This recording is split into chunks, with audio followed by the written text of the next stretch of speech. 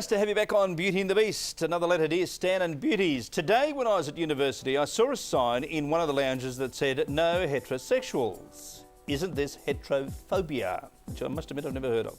We've always been preached at by the gay community about discriminating against them. Well, isn't this exactly the same thing? Sarah on the email. Of course, folks, when we're talking about heterosexuals, lesbians, gay community, we go to our token lesbian, of course, on the panel, the lovely Gillian Minervini. Thanks, Butch. Yeah.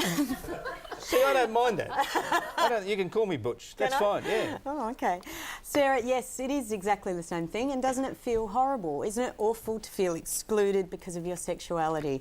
I'm glad you recognise how unfair and inferior it makes you feel. Yeah, and okay. it's good to hear from a politically correct member of the heterosexual community. Should she bring somebody up and complain about it? Should she dob them into the Equal Opportunities Tribunal? Well, all of those things. But I'd say because it's a university club, they often have rules. Certain clubs have rules that you can discriminate, like, you know, men's clubs that you can't bring women into, etc., etc. There's no such club anymore, darling. No, but you still can have clubs. But there is a female club. There is a female club, darling, where you can't bring men into. Right. Well, I'm agreeing that it's wrong. Well, so we're not going to actually argue about this. I think hetero and homophobia are both wrong. There's no place for them in the 21st century. So, yeah, pick up the phone, ring the ADB, Anti-Discrimination Board, or do something about it. Maureen. Yes, well, I was going to say right from the top that I think it must be a joke, because I don't think any university is allowed to discriminate like that. And I'm sure that the homosexuals just put that up as a joke. And if it isn't, you can go to the Senate Commission of the university and complain about it. I actually have a sign on my door which discriminates. It says, "No beauties allowed in this room." We haven't noticed that? Well, yes, I know. You come into our room. Well, that's because I have to brighten up your day. No, to eat our sandwiches, that's why you come in. Yeah, that's right. Yes. I was here for 3 years using your dunny before I realised there was another one down in the green room. Can I tell you, that's why I've never used that toilet. Renee. I am reminded of my time in Asia. Now, I mean, this is sort of minor discrimination compared to the life and the things that I saw when I was living over there. For example, in Malaysia, if you're a Bumi Putra Malaysian, which means both of your parents are Malaysian, you get 10% off all property. Yeah. Chinese have to pay full price, white people have to pay full price, and Indians don't, but Malaysians get a discount. So, I mean, when you're talking about discrimination, it is happening out there, outside Australia, all around us. But see, it just shows you how dumb they are. I mean, to think that they really think that they're going to get a 10% discount off all property? No, they do. I mean, people just put the price up 10%, don't they? No, it doesn't work like that. It doesn't work like that. The Malaysian people get 10%. Because if you go along and buy it, it's 100,000. If they go along and buy it, it's 90,000, period. Heterosexual or homosexual? That's all I know. That's a very good point. And actually, if they're a heterosexual, they'll probably get 25% off. Who's next? Who comes next? Jan? Yes. I'm almost that old head. that I can remember a time when signs used to be on public places, no women, children or dogs allowed. So we've come a long way from then. But And which category did you come under, Jan? The bow wows? But honestly, I think you can discriminate in university clubs, rightly or wrongly, but there are specific purpose clubs, so they're allowed to do that. But Jan, there is no such thing these days as being a specific purpose club. You just can't be. You can't.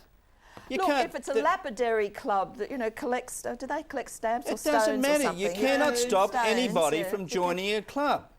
They have women's clubs and stuff at universities, though. Yeah, they do. So they must have some. What about those beauty contests where we had Miss Australia, perfect example, a couple of years ago?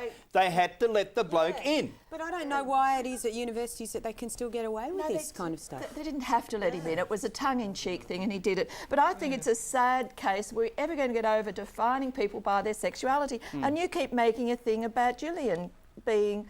Gillian being... But I'm very proud of her, though. I am defining a woman by her sexuality. But she has a sense of humour. We have more than what this woman here is one of the great women of our time. She has a great sense of humour. She's able to send herself up. You want to lay her, don't you? I tell you what, I've got to tell you, it has come across my mind a couple of times. But as soon as I have those dirty thoughts, I get this picture of Marcella with a cleaver in her hand. I'm blushing. I never thought you'd do that to me. Oh, look, she is going red too. Darling, come on, okay? It's not all that bad. It's not all that bad, I can tell you. Okay. You might change. She might jump the fence. Which fence is that? Yeah, okay. Fiona. Well, actually, I've been very close to the gay community for what could be perceived as an unusual reason, because I actually went out with a guy a few years ago now, but he was gay for 10 years before we went out, and now he's back with a male partner again. And I mean, I always agree, you fall in love with people, not sexual proclivity. But he is gay, but for that 2 years he was with me, he wasn't. He was with me, and it was never an issue, though a part of our lives together was going to a lot of the gay sort of environments that he went to, like we'd go to nightclubs that were, you know, predominantly gay. Did you think he stopped being gay in the time that he spent with you? He was still found men attractive, but we were sexual partners with a fulfilling and happy sexual relationship. Now, Gillian, Cast a spell on him. No, I did not. I'm fascinated by this because, Gillian, most times you've said that, you know, most lesbian and gay men are horrified by having sex with another partner. I don't think I've ever said that, Stan. Well, I'm sure you've said it. If you haven't, you should have. So I think all this sexual tension is going to That's your it. head. Without having sex, though, it did take about, probably realistically, about 3 months for us to be. We realised we were in love and that we were. I mean, it was so confronting and such a difficult situation, and just. I mean, it was very difficult, but we realised we were in love. We realised we wanted to extend that in a physical way, and it took about 3 months for us to learn to have sex with each other. It's very confronting for me because I felt like, you know, he'd only really had sort of most, except for a brief period during his teens, had sex with men, and I felt very conscious of my body and very like, oh God, I hope he doesn't find it yucky or something. And I mean, but we worked through it, and we ended up having a terrific... It took you 3 months to get to that point where you thought it was okay. Well, where we felt comfortable and relaxed, it wasn't an issue. We fell in love with each other as people. You worried that he was going to kind of go... No, because we were in love. And I mean, that was the thing. It was about love and not sex, you know, and so often it always is. But what I want to say about discrimination is we would go to these nightclubs and things, and sometimes I mean, because we kept doing the things he enjoyed doing. And What was that? well, just going...